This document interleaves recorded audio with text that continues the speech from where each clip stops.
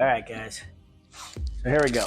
So today I have to replace my TorqueMaster 1.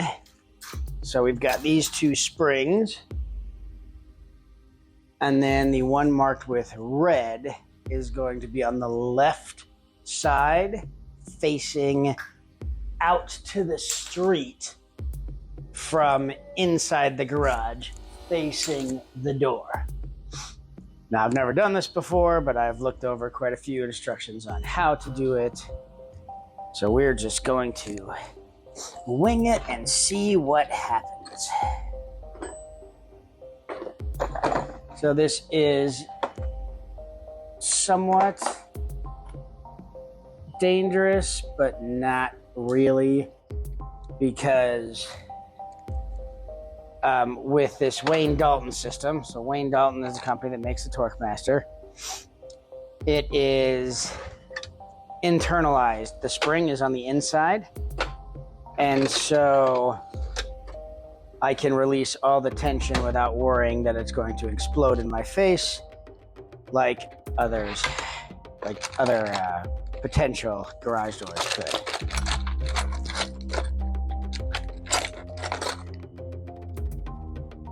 So right now I'm just grabbing all the necessary socket adapters, and we're gonna have to come back in a minute after I've found them all.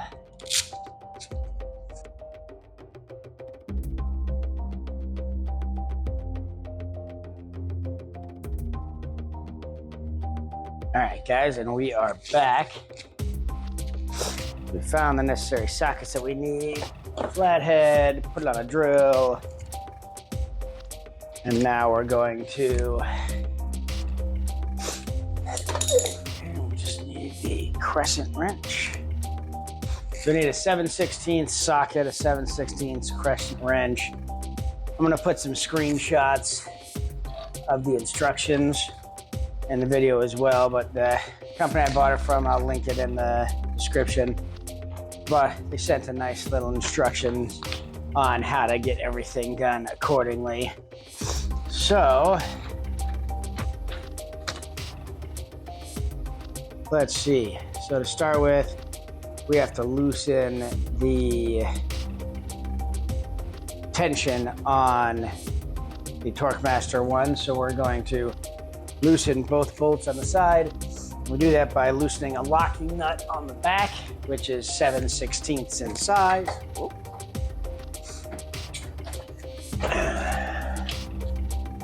And then slowly turning this nut.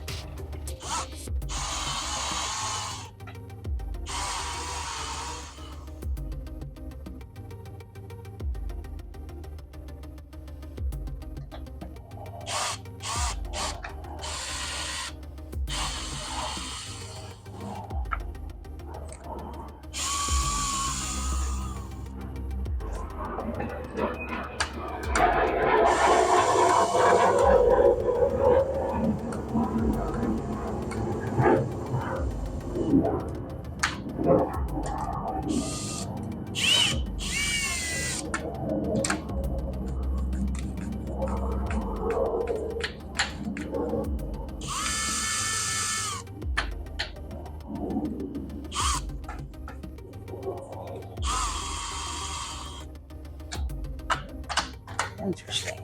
All right, so what we're experiencing right now is it looks like we've loosened that locking nut on the back too much, and as I release the tension on the cable, it's trying to come all the way off this screw. So we're just gonna let it go all the way off the back.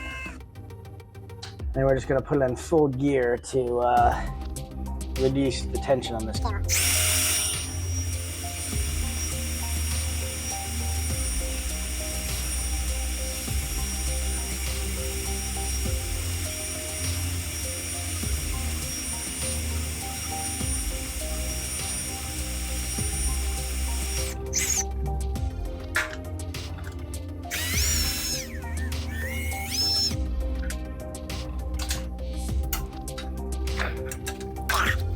So now that side's totally loose. Now we need to move the ladder and do the same thing on the other side.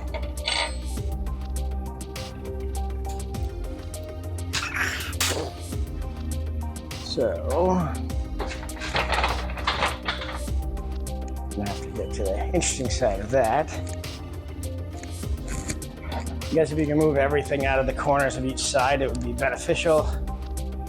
I moved as much as I can at the moment.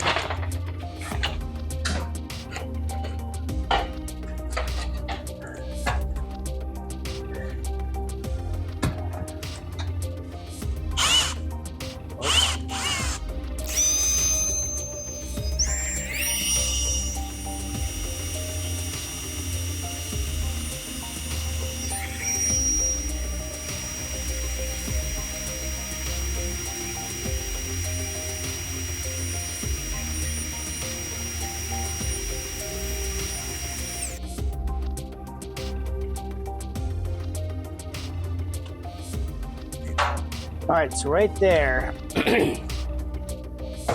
once I got both tensions down to 0, this bar physically rotated. And then when it did that, it loosened the cable connections on both sides, indicating that it is indeed has relieved all the tension off the springs. And so yeah, let's make sure both sides, this cable is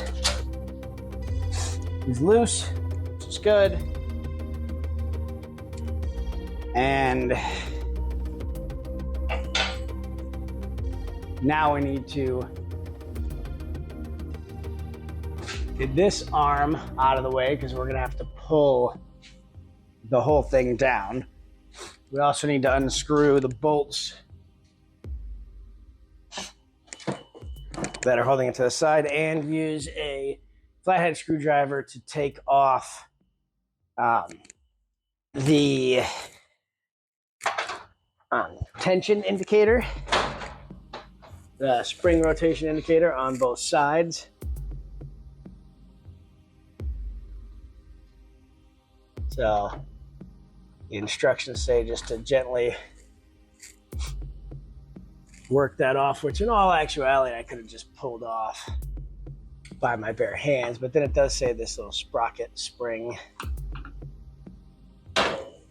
needs to come out, but we're gonna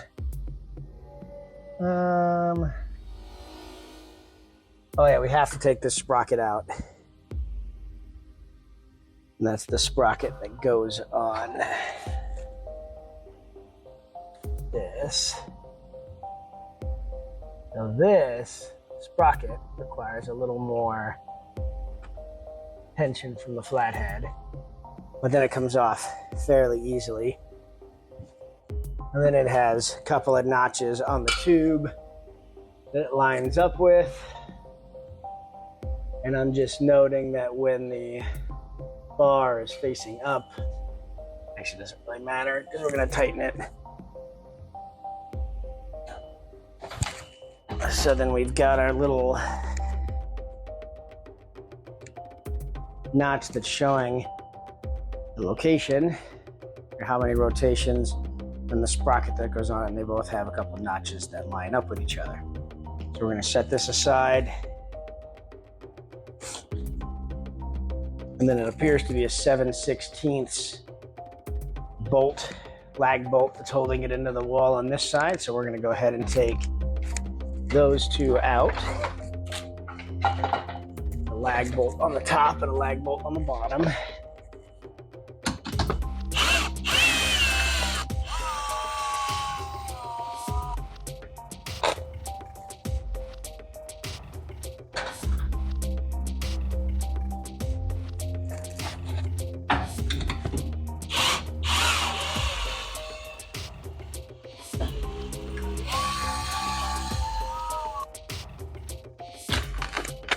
Okay. Side with the sprocket gear should come off now. Yep.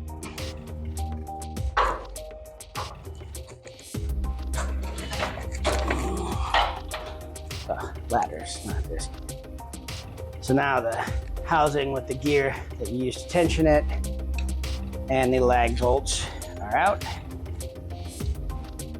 We're going to set those aside. And so now that side is just sitting on the bracket. We haven't done anything in the middle yet. It's got a little metal tab that's holding it down. So now we're gonna move the ladder back to the right side.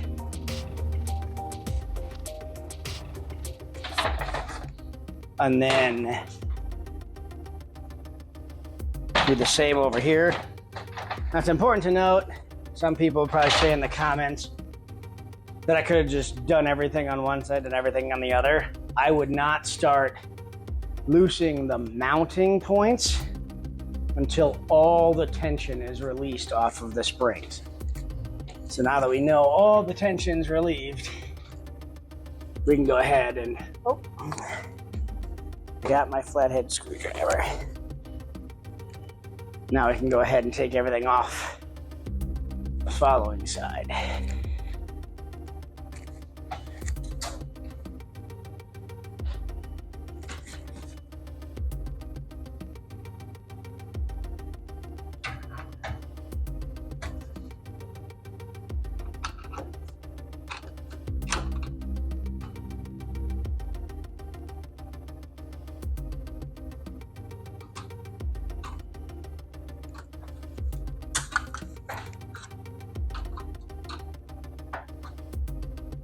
Now we got the little knob off, and now I'm just slowly working the sprocket gear off from the top and the bottom. Now that is out of the way.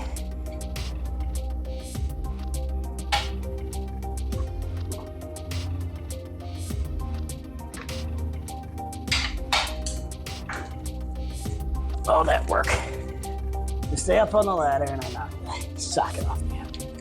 All right. Now, back up here.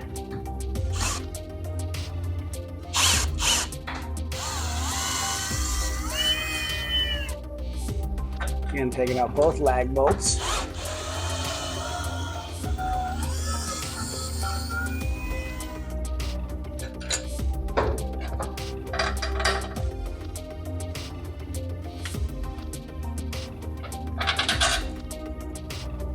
And then this housing just slides off. We also happen to drop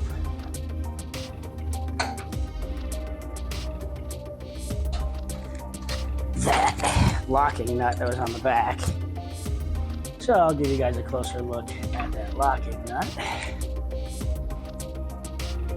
It actually fell and landed right on a piece of metal that I have, preventing the garage door from going up. So here we have it, and this is the locking nut. And so once you loosen it just a little bit, without allowing it to get all the way out of this metal housing, when you turn this, they'll just both spin freely at the same rate, and all it's doing is turning this gear, which is adjusting the tension on the springs. So now I got the right side done. Now I believe it looked like that sprocket could come off from both sides.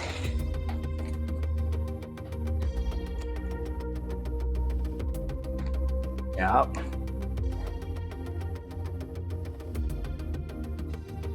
Now I'm going to keep track of which side was in and which side was out. I'm going to put the side of this that was facing in down on my table. So then I know if that's the direction it was facing. Because if you put it in backwards, you're going to have to take it off again and do it again. So side facing in is down on my tables. So now we're going to move the ladder to the middle. And we need to disconnect the little arm that is connecting the garage door to the rail. There's a little pull pin up there. So we're going to pull out the pull pin, and that'll drop. We do want to make sure on both sides of the garage door And we use our flathead and take the cable off the bottom of the door.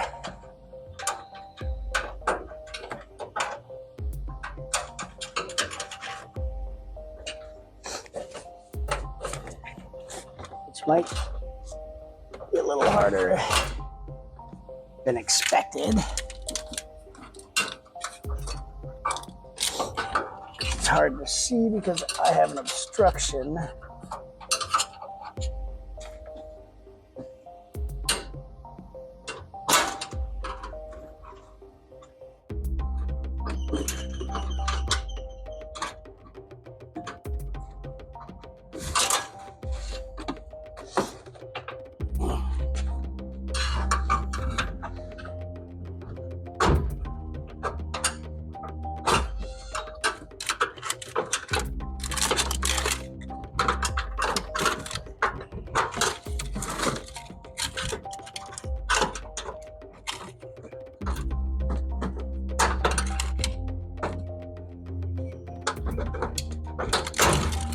There we go.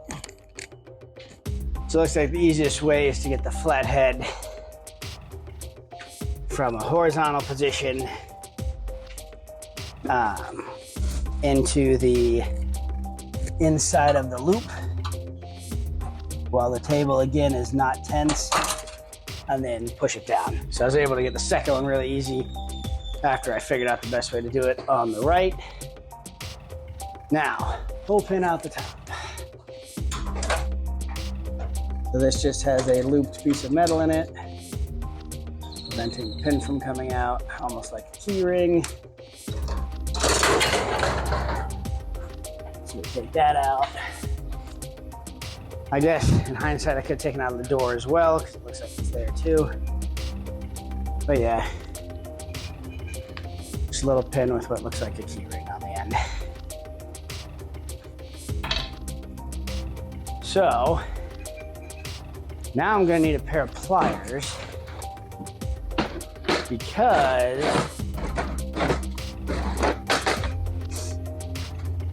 there's a centerpiece, the center metal tab right above the door. In the middle here, there's a center metal tab that's keeping this, just looks like rubber bushing, from popping up, so that tab can be bent to the side.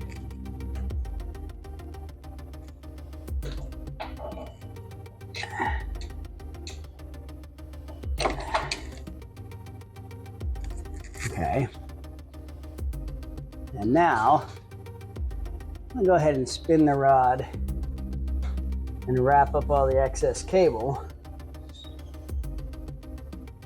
Just spinning it by hand until I see the little circles get to the top.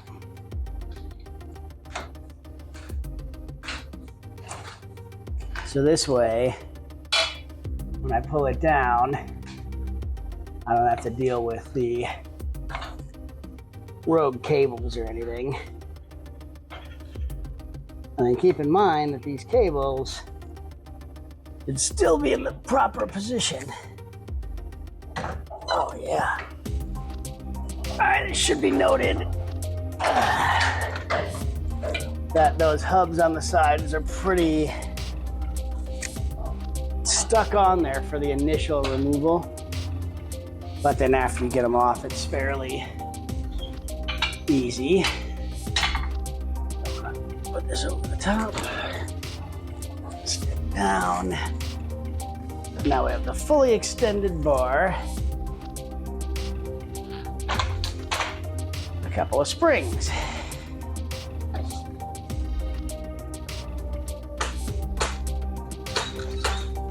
So,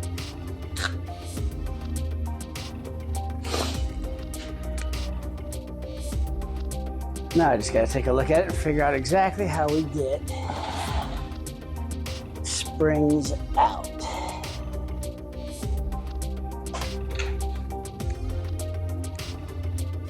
Guess these handy dandy instructions would be good. it says once you pull it all out,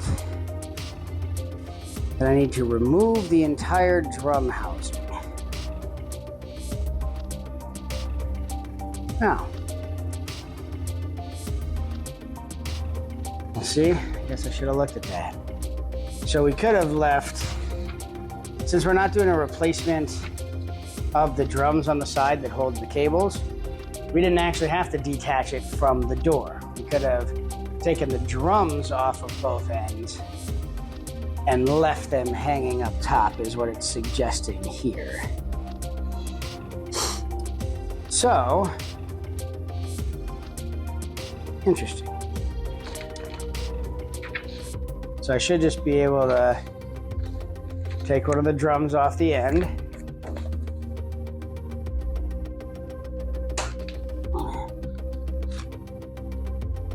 Alright. It required a minor amount of twisting, simply because the rod is like a teardrop shape, and just the tension over the years has got the hub just slightly off, and it's applying a tension in that fashion.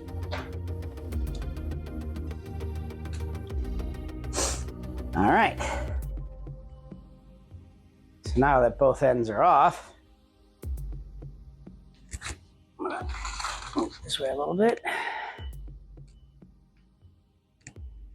And you guys should be able to see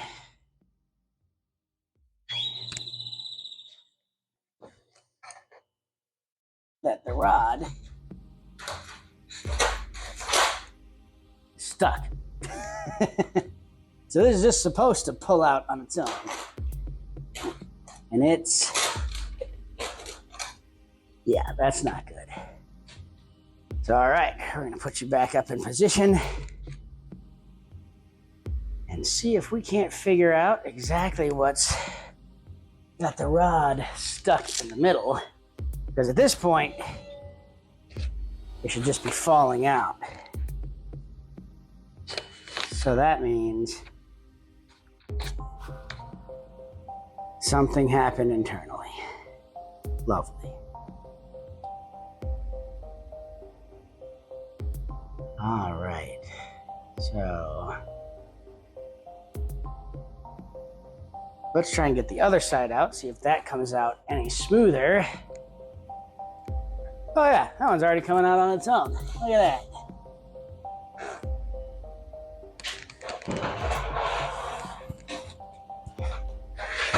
I'm gonna have to bend it a little bit.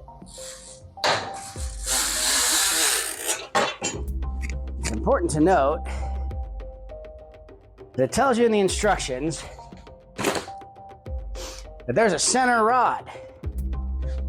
Here is that center rod that I just managed to bend, but it is no longer necessary. So when my system was first installed, this went down the center of the spring for support. And now, according to the instructions,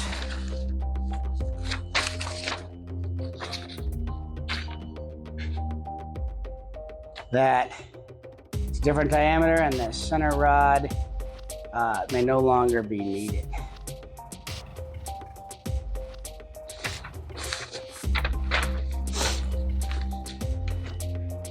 So we'll try to jiggle out the rest of that spring, because it was supposed to have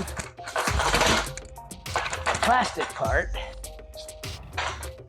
Like, the spring is obviously broken. It came all the way out. And this plastic piece that provides the tension is not on the end of that spring. So that's a problem. Just the question is now, what's stuck and where, and how do I get it out? That was funny.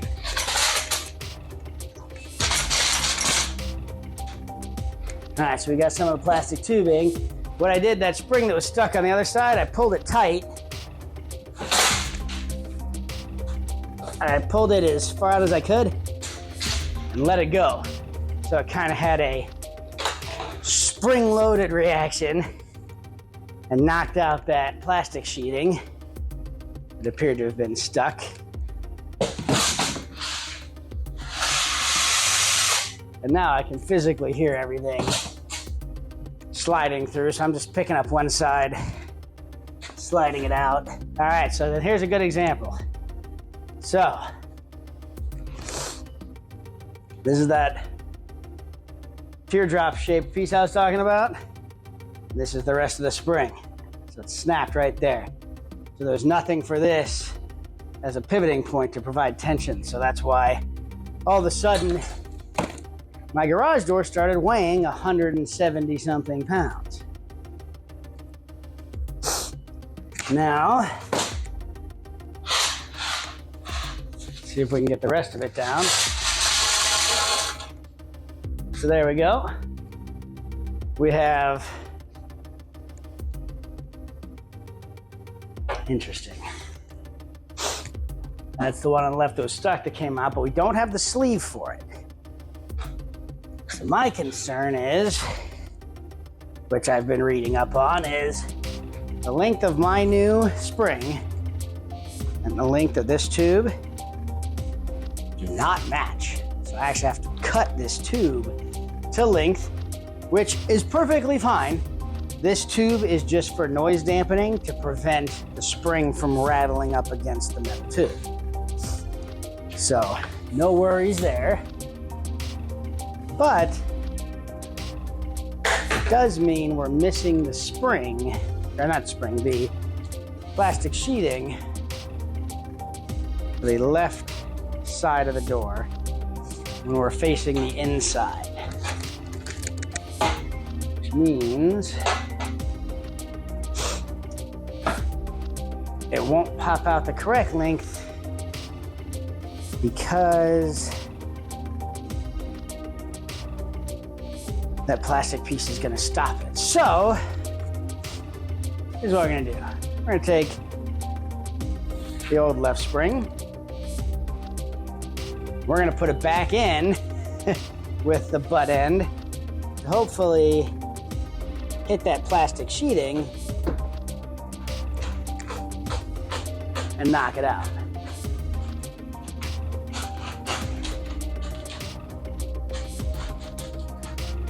Which it appears to already be doing.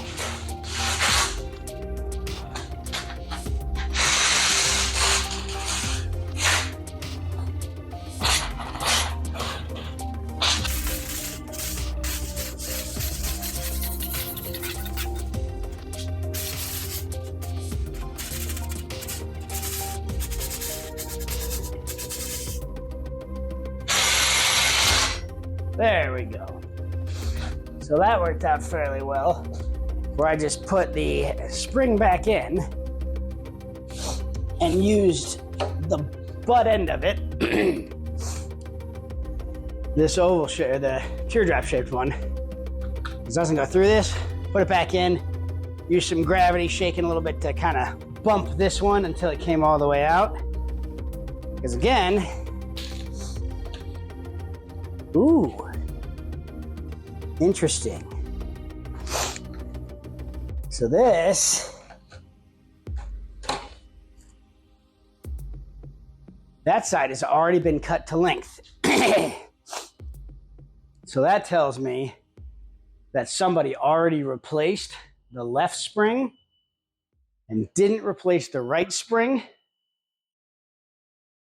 which had uneven amount of tension, and that's why my right spring broke. So I'm gonna put both of them in at the same time. Then I'm gonna replace both with two new ones, so then we won't have to worry about this issue happening again, where one breaks before the other. So now I need to take a razor blade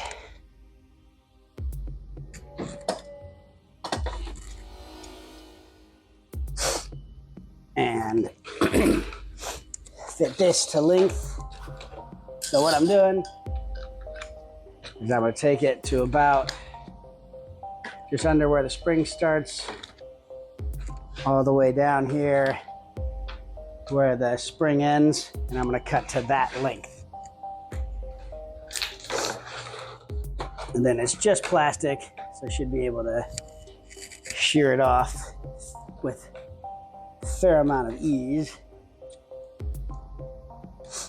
And again, this does not have to be an exact science. And this is merely here for noise dampening.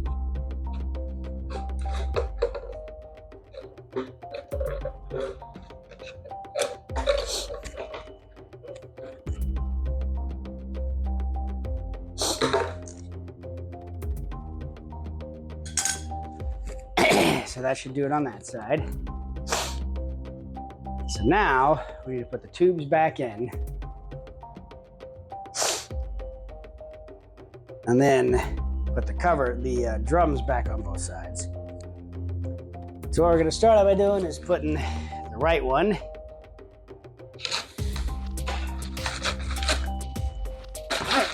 right from the inside.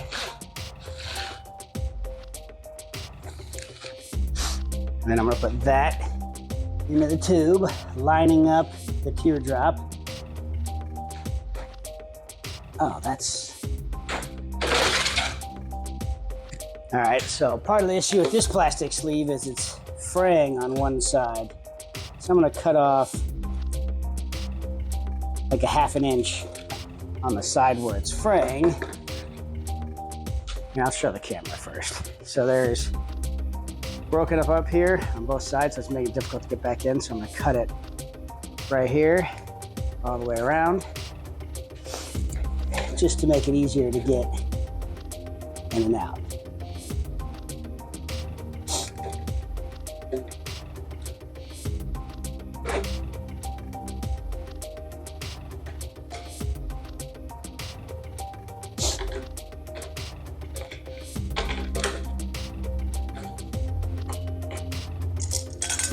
All right, so it's been cut.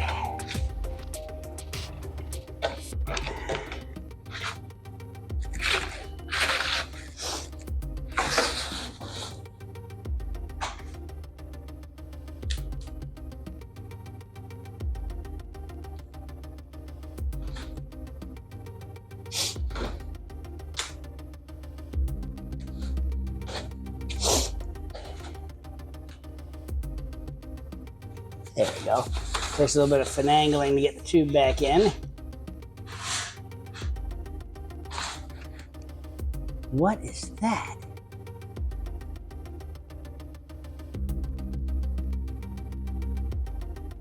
Did I leave? So I left.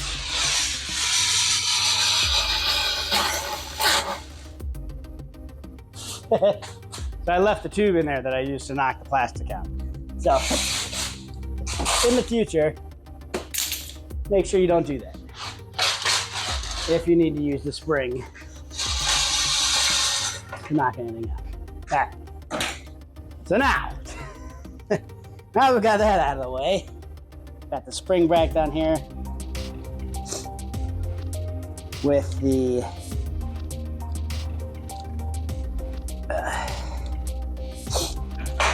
sleeve on it. Now we're gonna make sure to wrap the excess cabling around it like it was. Slide it back on. Then you wanna make sure the teeth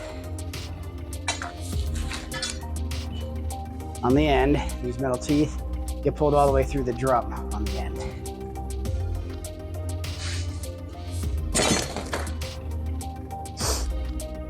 So now, I'm gonna put this tube, new one,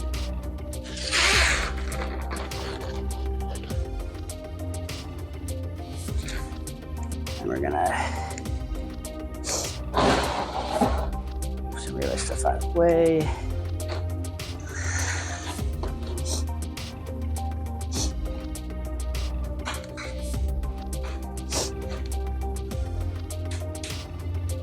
Line it up.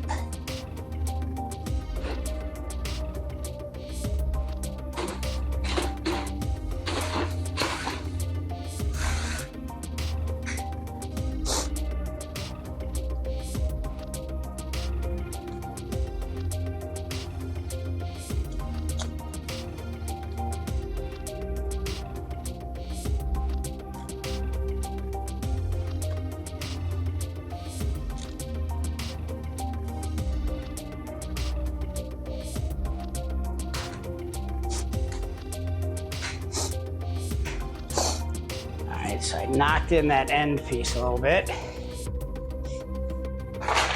So the teeth didn't go through the bearings.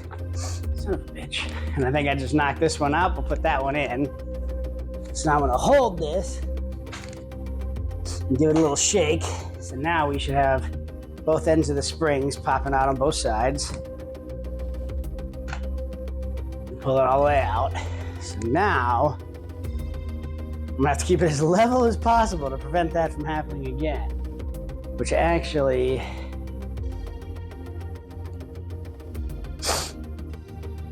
wonder if I could. Just go on the end.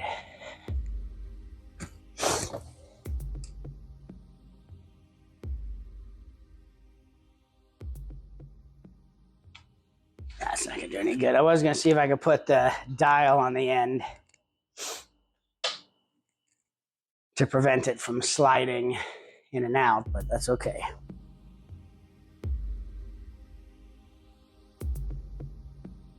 All right, so now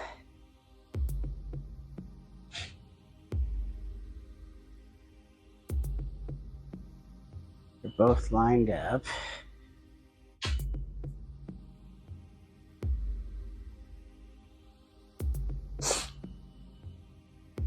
I'm gonna have to lift it fairly level and get it to where I need it to go, which isn't hard. It's not like it's heavy. It's just a balancing act.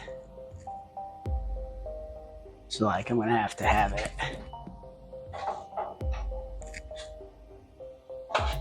So if you have two people, this would be easier to accomplish. But at the moment, it's just me.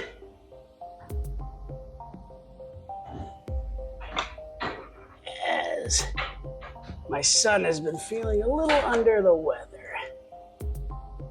So, okay, we're gonna put this in your little notch. Now,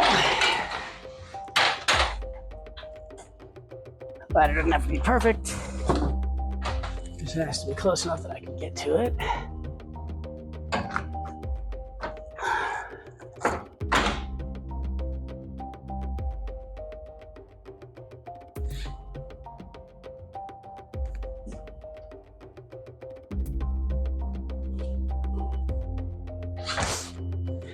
Now,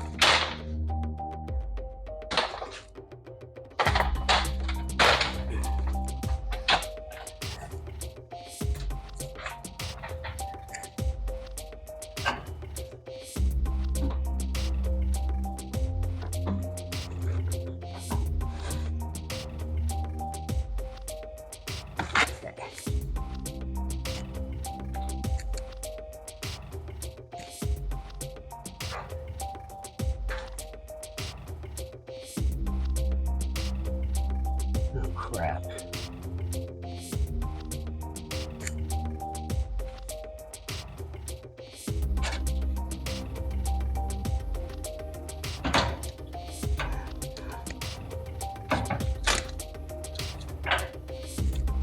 Alright.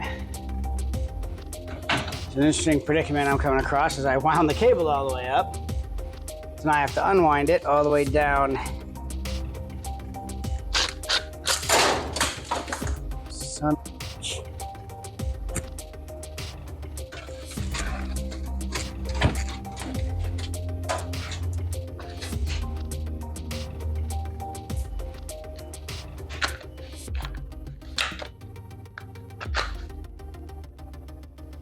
All right. So now I gotta hook it, gotta drop it down, hook it.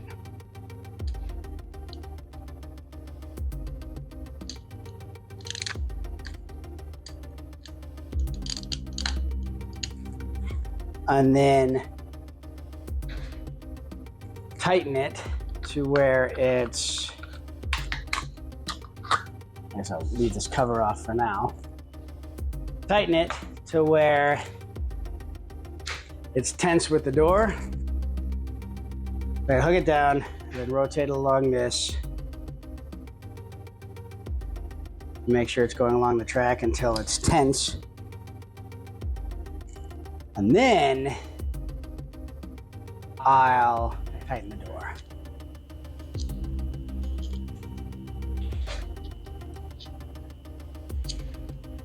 And then I actually need to lift the door. All right, one step at a time. So we're gonna drop this cable down, make sure it's not impeded by anything.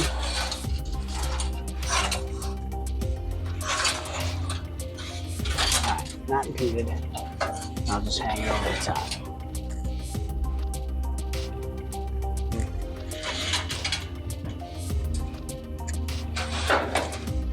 Okay. Now, I'm gonna get down there using the flathead.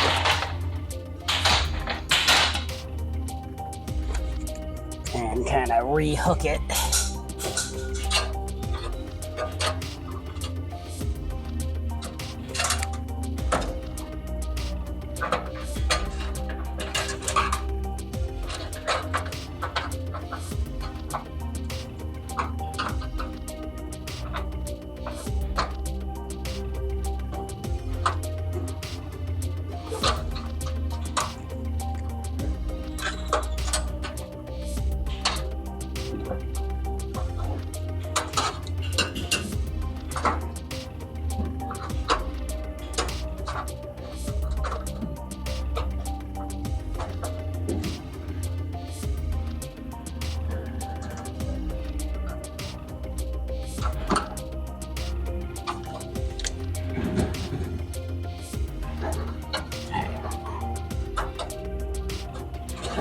Got to rehook one side.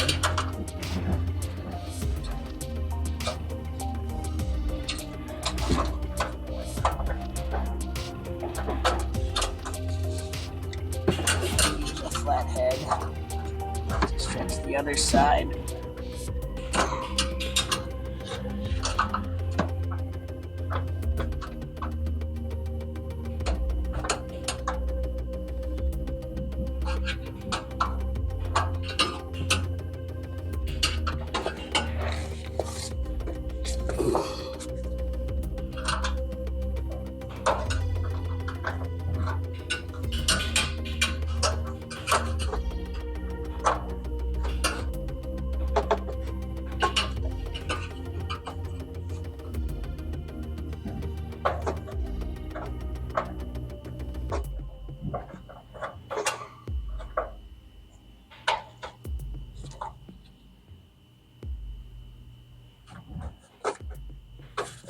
Let's try it that way.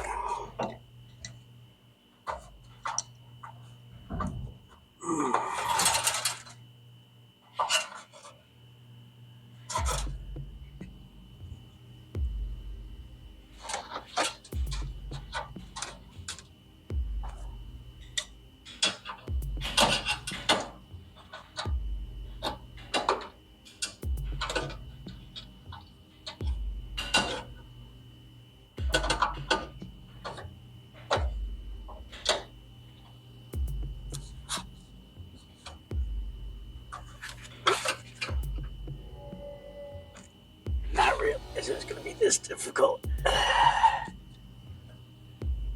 It's very much a pain right now. Problem is I've got my shelving next to my garage door, which makes it hard to get a flathead screwdriver in to leverage from the appropriate angle.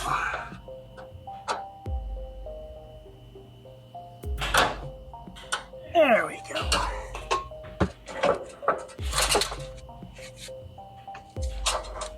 All right.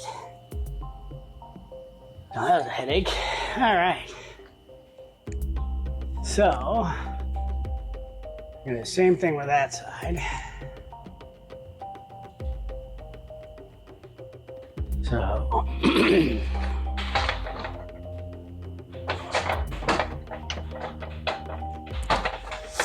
gotta take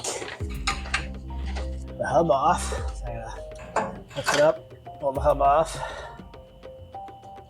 while keeping the spring in.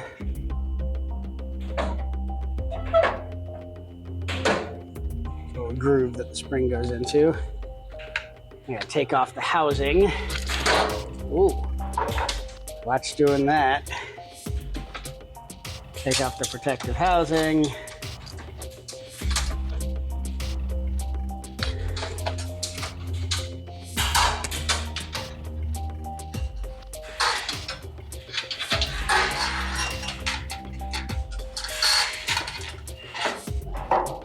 Top. Now I gotta move the ladder and go down there. Get it back on.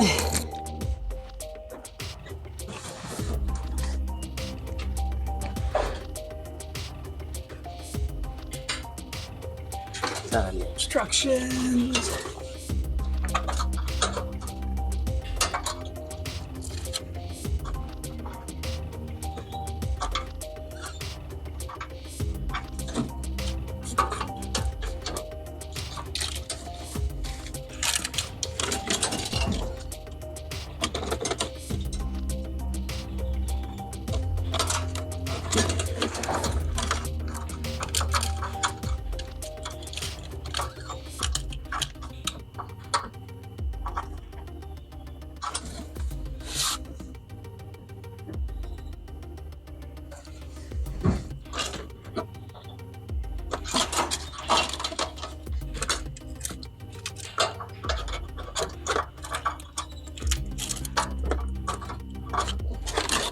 All right, so I'm gonna take some of my pliers and squeeze that end of the cable to be, I guess, more round as opposed to oval, because this tension over time has made it oval shaped, which is making it significantly harder to get it around a little circle in the corner. Take a couple of needle nose.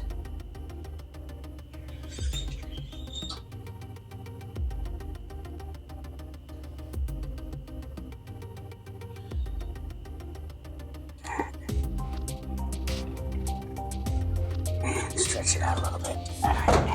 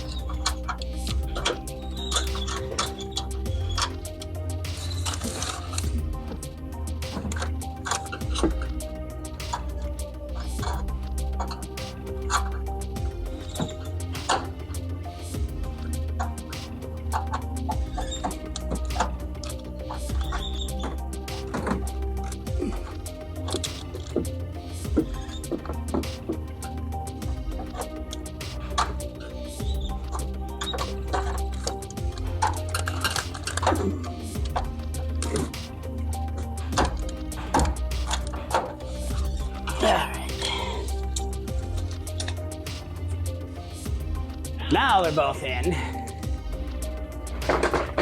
which means now I gotta put the drum back on.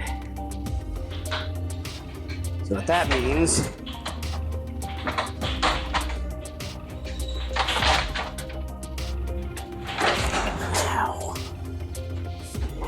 is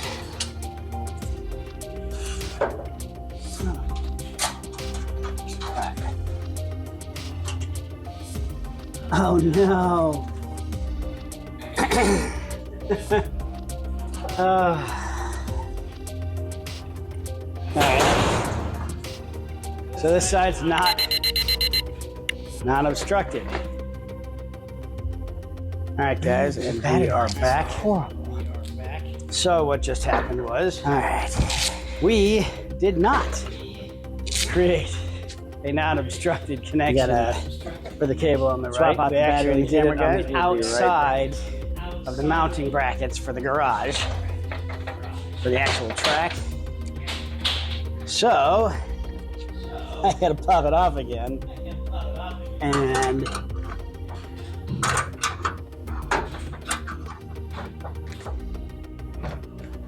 then we got to reconnect it where it's supposed to be.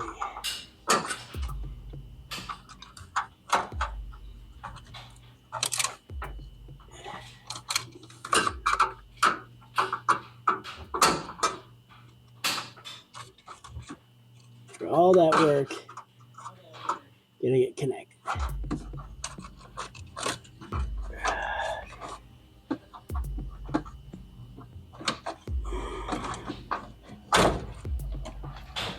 All right. So I guess that's important to note. It needs to go inside the garage door bracket. All the way down. And if you're like mine, you have 3 brackets that hold the rail on.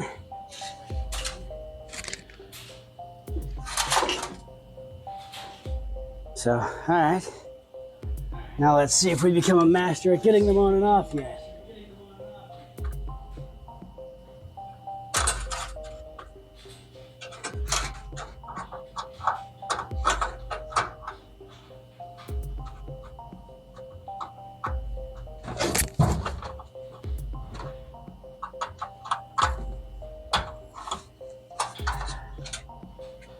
Yep, we've gotten much better at it. That or it just gets easier the more you take them on and off. So now, you gotta go up. Make sure the drum's facing the correct direction.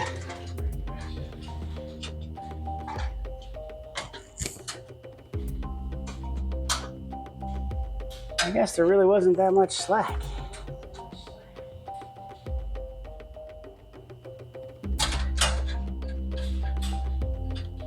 So that's good.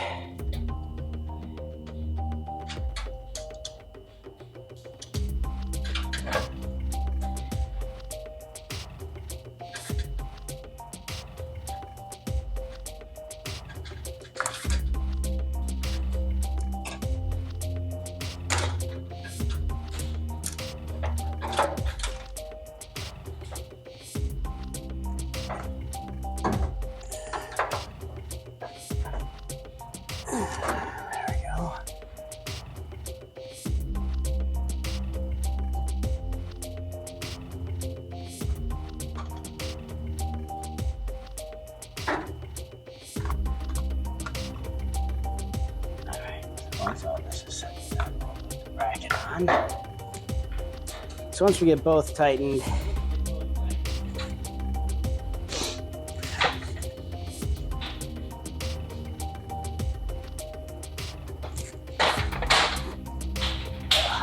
so my son left while I was doing this, and that's one of the reasons we have the door propped open, is because we have a few electric vehicles that you've seen a few on this channel, or will see a few more on this channel. But so the chargers are in the house, so we need to be able to open the garage door with ease to do it. So we propped it open with a couple pieces of plywood or particle board here to be able to slide our chargers underneath in order to have easy access to the chargers.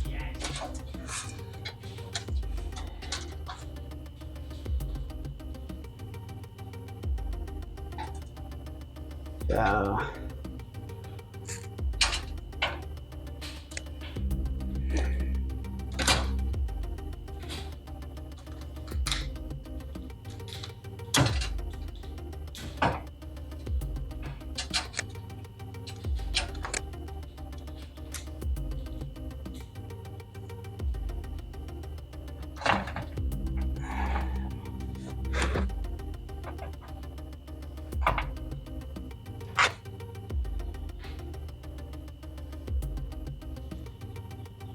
right, so this is one rotation behind. So I'm going to take it off of the teardrop.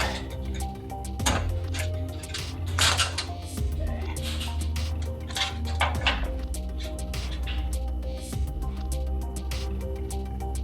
Rotate it.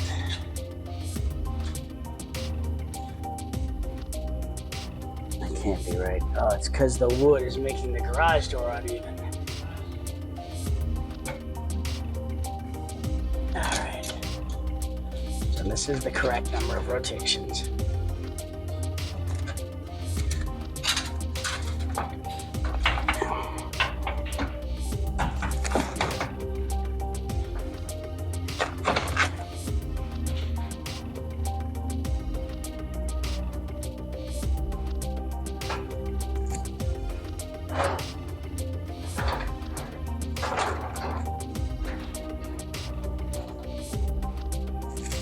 We should be at the correct number of rotations. Now I'm gonna have to lift my garage door up and move this wood, because right now, since I took all the spring tension off, that side, the right side from the inside, is lower than the left side, so the cable tension is not accurate, and you can see at the top the garage door is tilted. So, don't do that. This, interesting. Now the garage door is substantially heavier. So let it be noted, if you're gonna do this and relieve the tension, make sure the door is all the way down without any obstructions. I'm gonna go around and unplug my Tesla charger, slide that under, so then we can put the garage door completely flat, because we need that.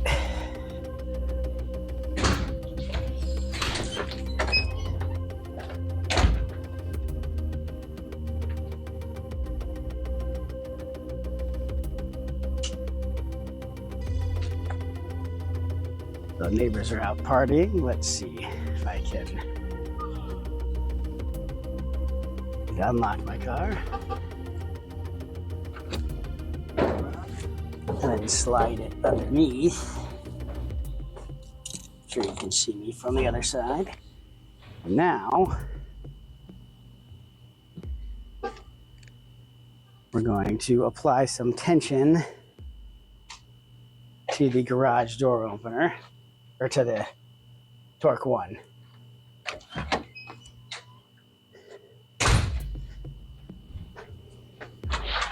All right, back in the garage.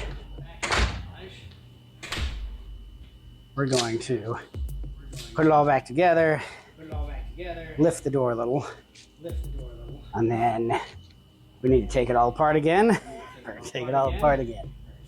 But lesson learned, do it when the garage door is perfectly flat, because I couldn't see it while I was doing it, but it's definitely evident right now.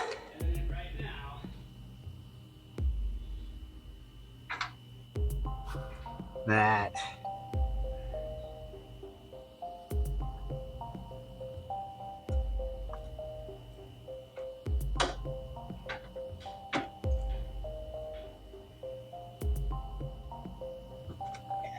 definitely evident right now that there's no weight on the door,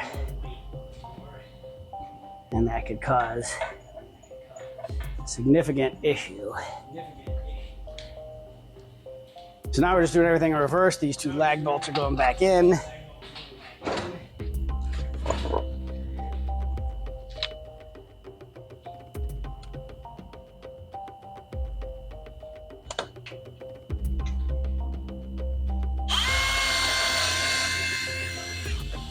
So before I tighten all the way down, I want to make sure that they're seated properly.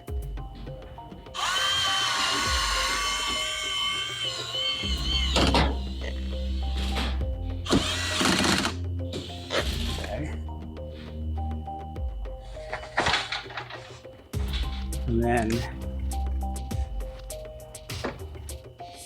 the same thing on this side.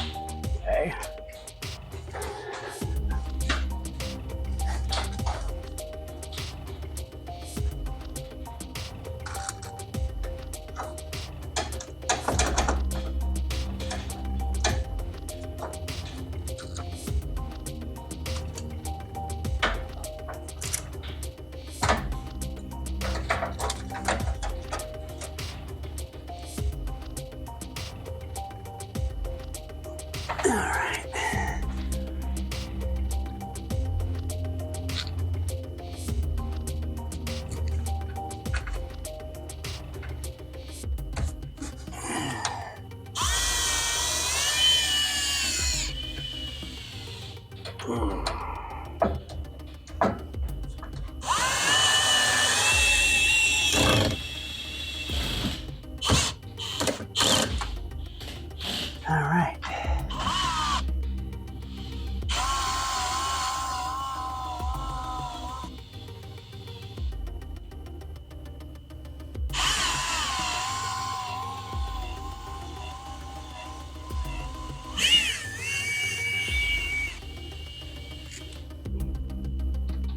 I guess we should.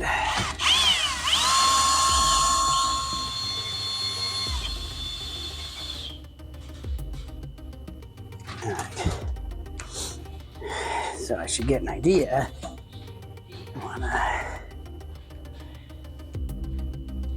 put the knob back on and the gear.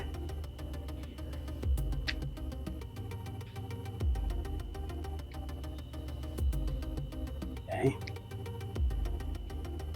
So I guess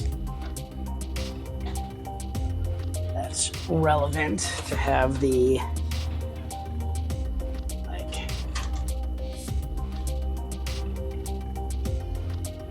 tighten it.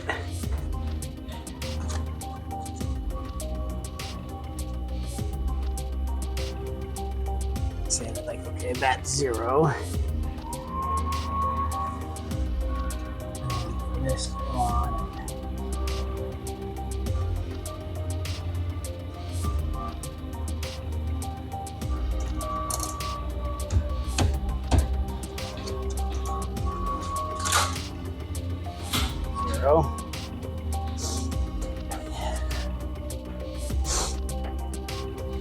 And then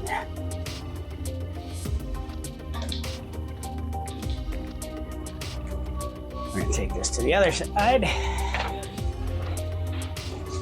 So yes, this would be significantly easier with 2 people,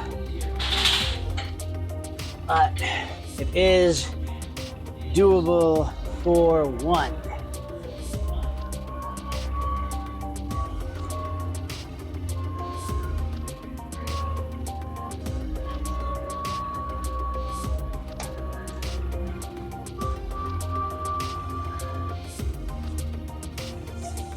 Okay, up at 0.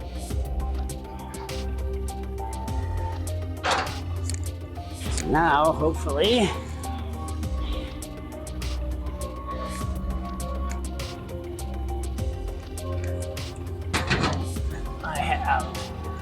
the gear is in correctly.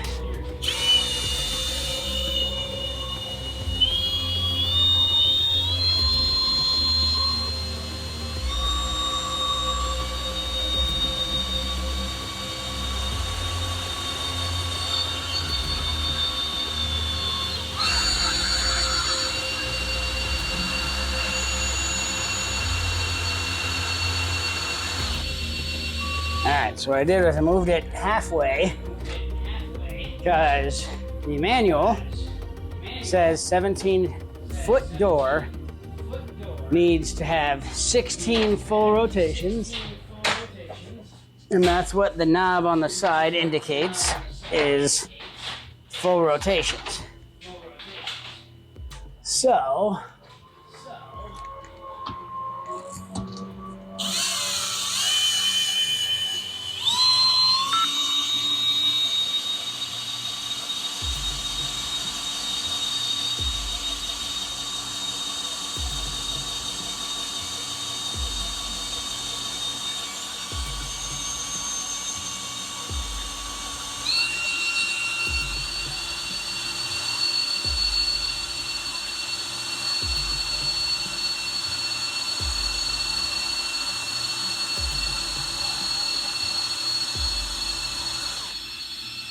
went up to 12 on this side.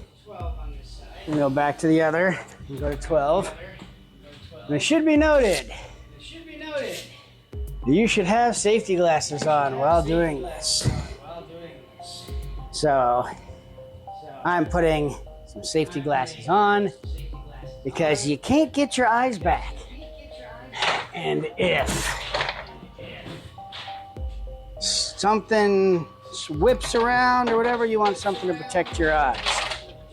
I personally have gone blind for 3 months, and I can tell from personal experience, it is not fun, and you don't ever want it to happen to you if you can avoid it. So glasses, super simple, easy thing to save your eyes. Do it every single time.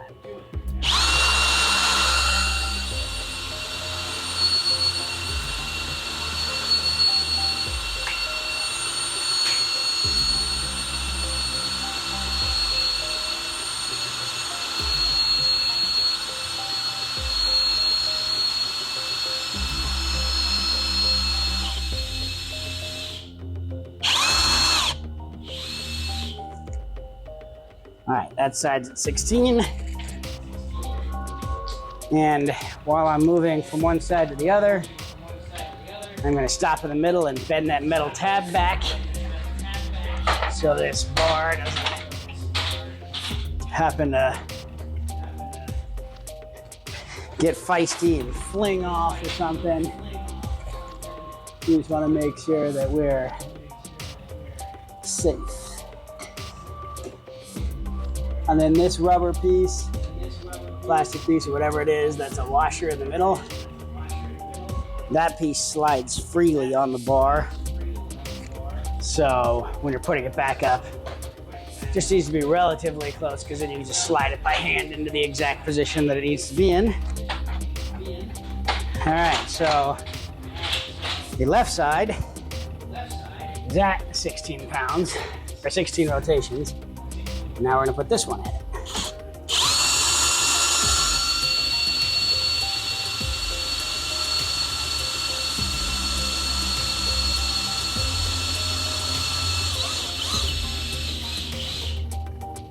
Okay.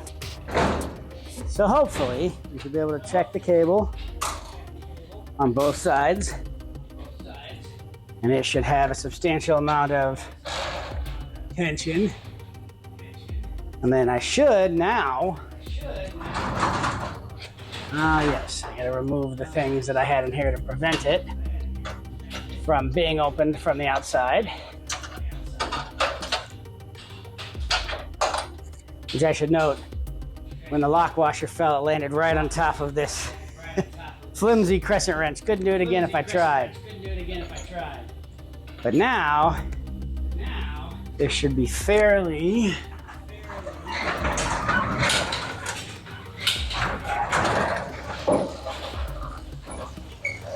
easy to do.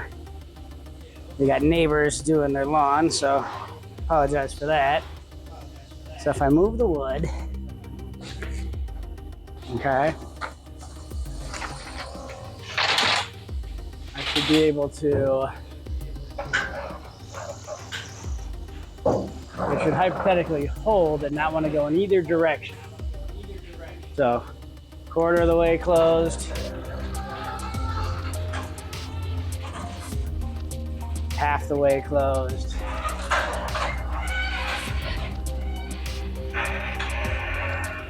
3/4 of the way across. See that? I mean, that's...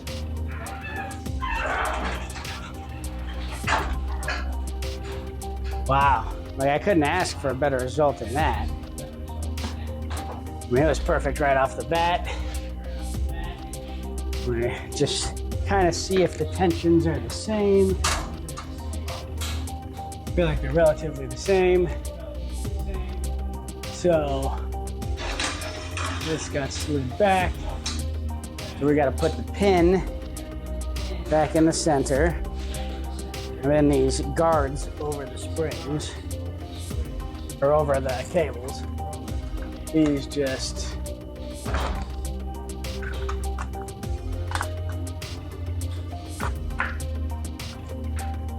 actually,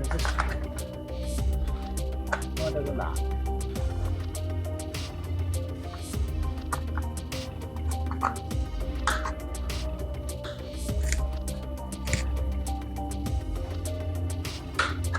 There.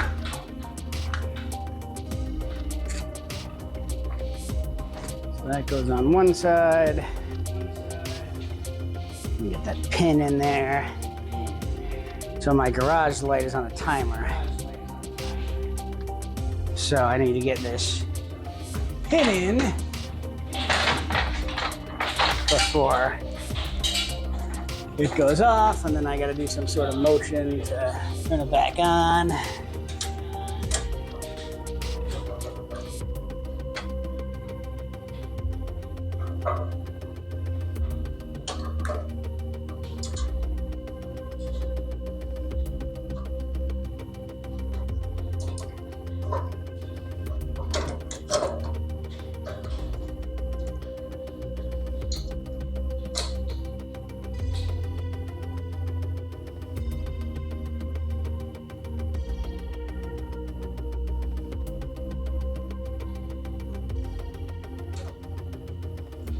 All right, so that's back in there.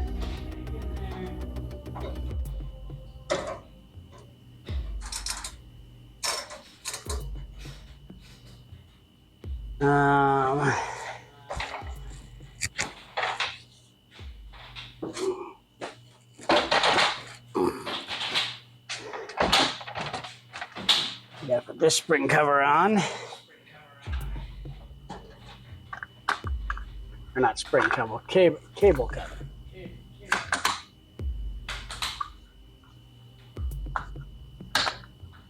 There we go. Now, let's see if the garage door works.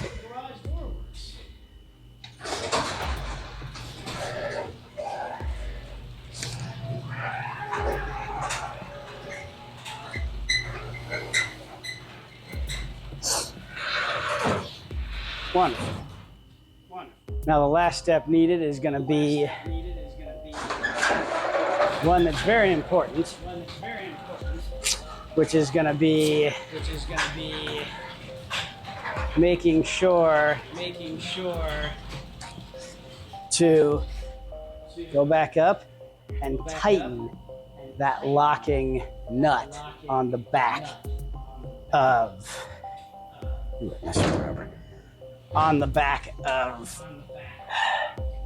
the bolt that you use to adjust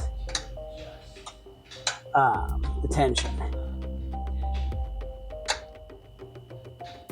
Oh, it's important to note, they're gonna need a second one, feels like, because it wants to turn the bolt. Yeah, we don't want to do that. So it's trying to turn the bolt. So we grab another 7/16. What do I have right here? Yeah. Another 7/16 to hold it in position. Then you can tighten it.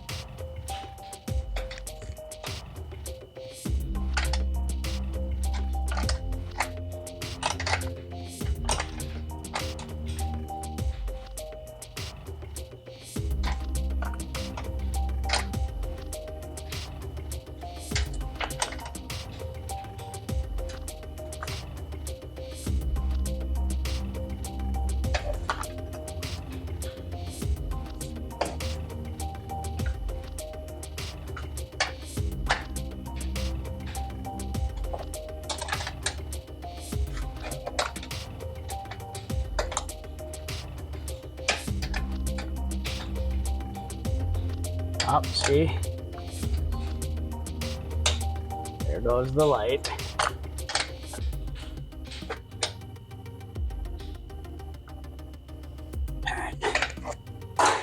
That's locked. Luckily, I have motion light. So once it sees me, it's going to turn back on. There it goes. Now, this will save you some time now that I've realized it. So, 7/16 socket on the front to hold the screw in position. And then a 7/16 crescent wrench for the locking nut. But instead of trying to use the wrench side, use the loop side. It's a lot easier to get in there and rotate without having to find it because it's got the more grooves on the ring side. So once I switched to that, it made it substantially easier.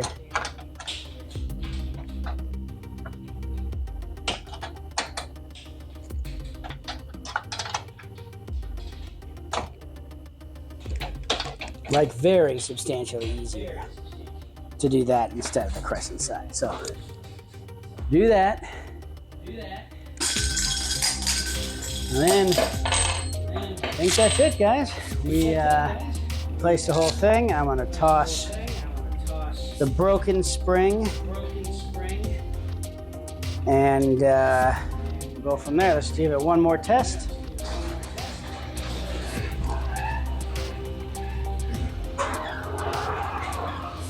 Looks to be going smooth, even. No more squeaking or noises than normal. Give it one more shot on the way down.